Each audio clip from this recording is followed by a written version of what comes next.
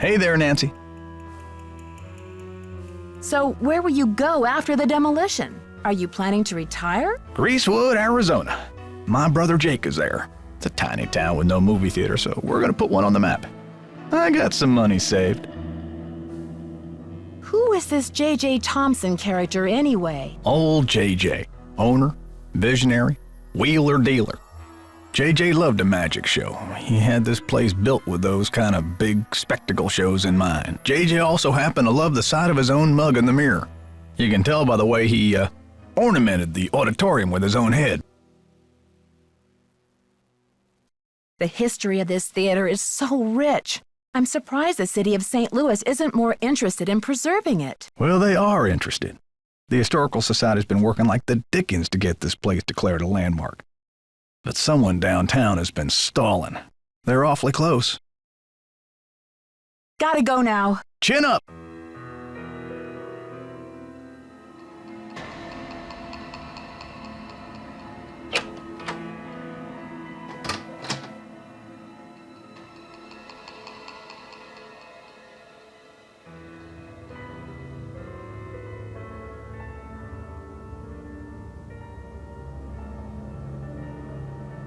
How goes the search? I found some of JJ's personal documents inside a secret panel in the basement. Well, don't just stand there, start breaking it down. Did you ever hear about a challenge that J.J. Thompson issued to Harry Houdini back in 1925? Yeah, and?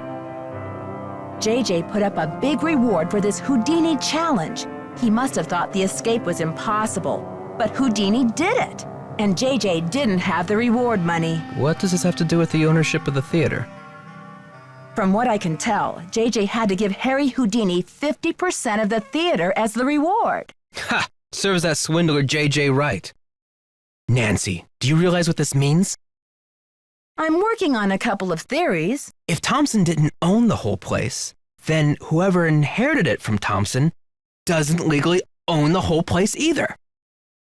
Which means they don't have the authority to knock this building down. We've got to find out what happened to his half of the ownership. You keep looking for Maya. I've got a laptop out in my van. I'll get online and do some research. Check back soon. Catch you later. Fight the power. Nancy, it's Joseph. Wait till you see this. Come to the projection room.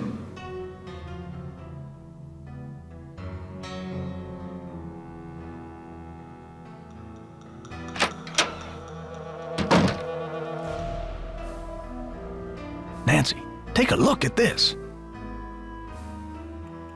Oh my gosh, Maya's press pass. Brady found it. This should be enough evidence to get the police over here, don't you think? I should think so. Give the police a call, and then you better go back to your hotel and get some rest. Just when I have a lead? No way! I've got to keep searching. You won't be any help to Maya if you get too tired to think. Well, I guess you have a point there.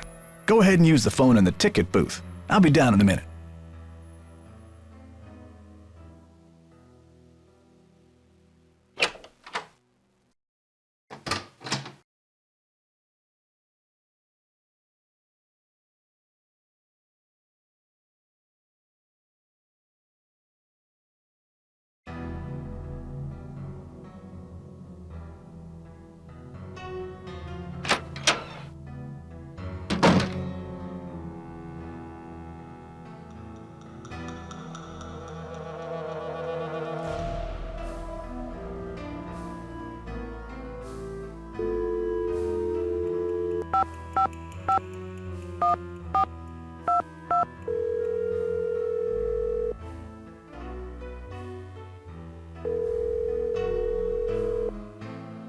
St. Louis Police Department. Missing persons unit, please.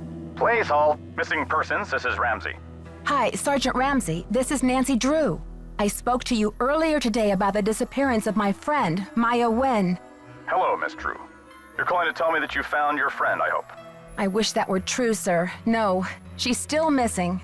I'm calling to report that I have the evidence you asked for. What did you find? Someone else here at the theater found Maya's press pass. It was clipped to her shirt when she went into the dressing room.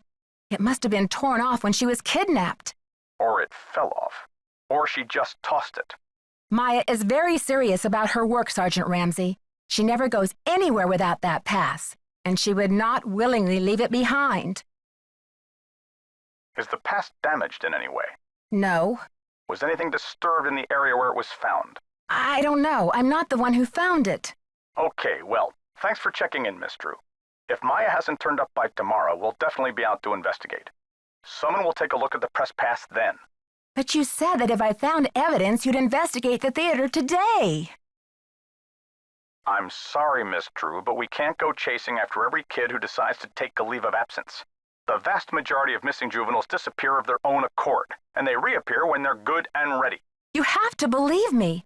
Maya would never play this kind of game. Nicholas Falcone said he thinks somebody is using her to make a statement. Nicholas Falcone? Is he involved in this? Are you involved with him? Haddett is demonstrating against the demolition in front of the theater. Nicholas has set up shop in the lobby. I've spoken to him. I'm not involved with him. Are you aware of the allegations against Mr. Falcone's character, Miss Drew? Allegations? Nick Falcone operates according to his own rules. He'll do just about anything to save a theater, and he's not afraid to use extreme tactics. What kind of extreme tactics? You name it. Vandalism, sabotage, chaining himself to demolition machinery. Is that right? And last year there was a situation over in Nashville. Just when the oldest theater in the city is about to be torn down, and mind you, Haddett is there in full force, a girl goes missing. So happens she's the daughter of the demolition boss. They go crazy looking for her. There's a call, just like the one you described. Anyway, to make a long story short, the demolition is called off, and 3 weeks later the girl is seen snuggling up to Falcone in a Memphis coffee shop. Are you suggesting Nicholas is staging this thing? I'm just saying that there's more to situations like these than meets the eye. Nick Falcone is a real operator, and he likes to humiliate the police. I'm not going to jump on the bandwagon here with this whole Royal Palladium thing and let him make my unit look like a bunch of chumps. I see. So you aren't going to have any credit with us if you join ranks with him. Does he have a criminal record? Oh, minor stuff. Disorderly conduct, trespassing, yada yada yada. But Nick Falcone can slime his way out of a sticky situation like no one I've ever seen. Unfortunately, there's no jail sentence for being a royal pain in the neck. There are no good citizenship awards for it either. Look, I know you're worried, but for now, there's nothing we can do. And there's nothing you can do either. Why don't you go home and get some rest? I'm sure you've had a long day. Well, this has been very informative, Sergeant Ramsey. I'll talk to you tomorrow. Good night, Miss Drew.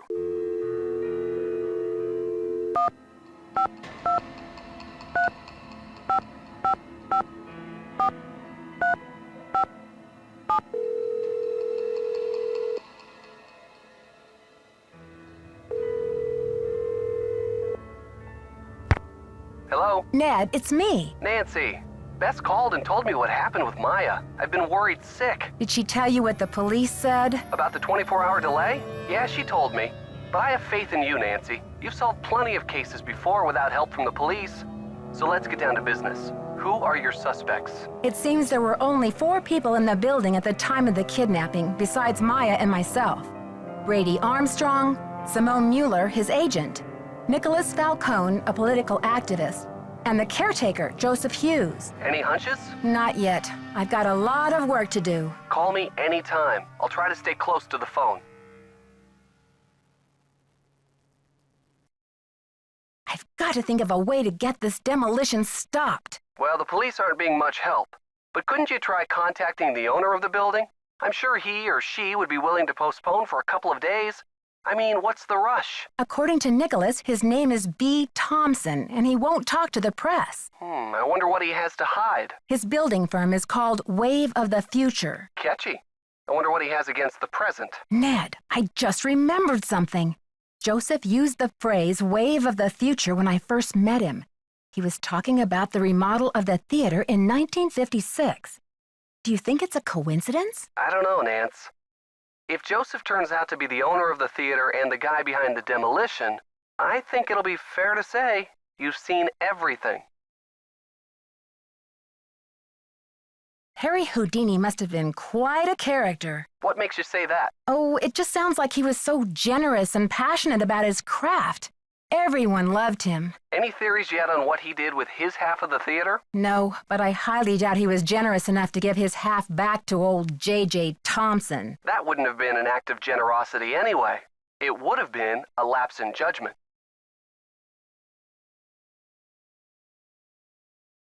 Bye, Ned. Be careful.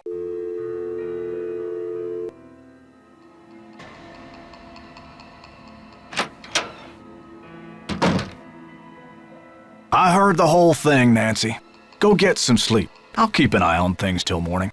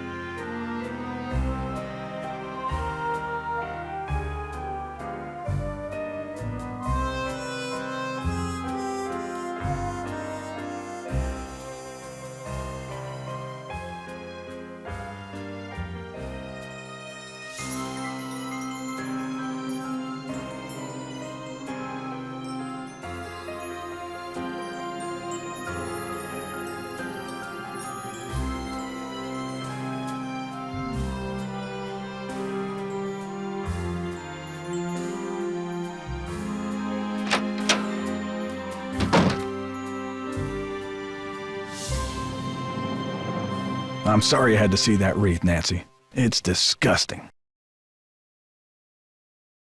I'm afraid Maya's in real danger. Let's hope the kidnapper just did this to scare you. Like I'm not scared enough? Like I don't know time is running out? The phone's been ringing off the hook all morning. I don't know how the press got a hold of this, but they're all over it like ants on a picnic. Where did those missing posters come from? I can't say for sure, but I could make an educated guess.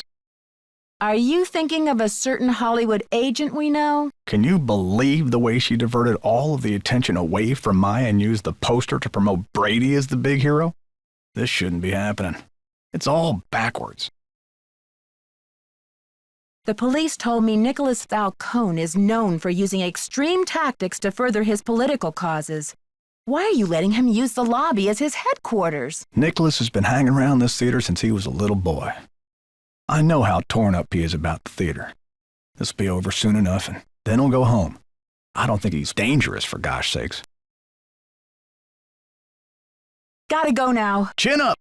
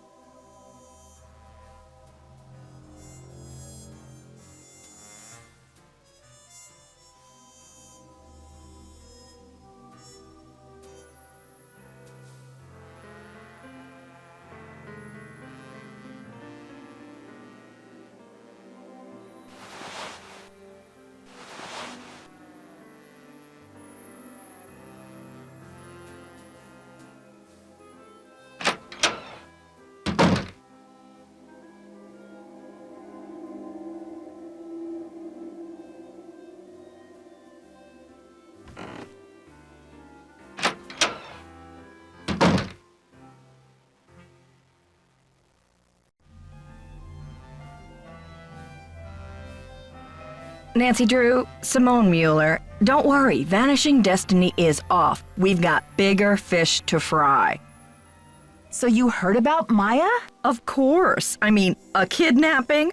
Right out of my star's dressing room? The premiere is small potatoes. It's worth more to us canceled or at least postponed. When the news gets out, the whole nation will be watching. I don't think we should get the press into this before the police have had a chance to investigate. Where are you from? River Heights. Why? Yes, precisely. River Heights. Listen, doll, I'm from L.A. This ain't my first time at the rodeo. We'll find your friend, or Brady Armstrong will, and when he does, Every girl in America will wish she'd been kidnapped instead of Maya what's-her-name.